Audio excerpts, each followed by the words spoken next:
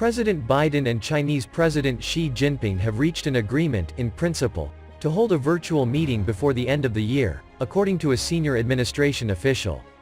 The White House announcement followed a 6-hour meeting today in Zurich between White House National Security Advisor Jake Sullivan and his Chinese counterpart Yang Jiechi.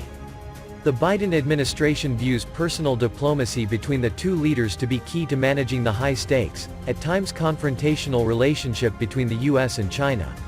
The Zurich talks marked the most senior-level meeting between U.S. and Chinese officials since a frosty Alaska summit in March, where Yang publicly chided Sullivan and Secretary of State Antony Blinken for challenging Beijing on human rights and other issues. A senior official who briefed reporters on the condition of anonymity said the meeting took on a different tone than Anchorage, stressing that Sullivan and Yang were able to have a candid and wide-ranging discussion away from the usual talking points. The official called the Zurich meeting the most in-depth conversation that the Biden administration has had with China, characterizing it as an important step in providing a foundation to avoid miscalculations that could cause competition to veer into conflict. Sullivan raised issues in which the U.S. and China have a mutual interest in cooperating, like climate change, as well as concerns over Beijing's human rights abuses in Xinjiang, Hong Kong and military activities in the South China Sea, the official said.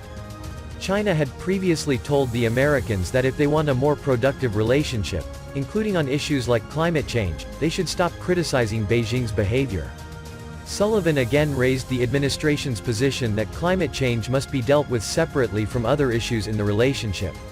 What we are trying to achieve is a steady state between the United States and China where we are able to compete intensely but to manage that competition responsibly, the official stressed. The U.S. proposed the virtual meeting because Xi does not intend to attend the G20 summit at the end of this month, so the leaders will likely not see each other in person for some time, the official said.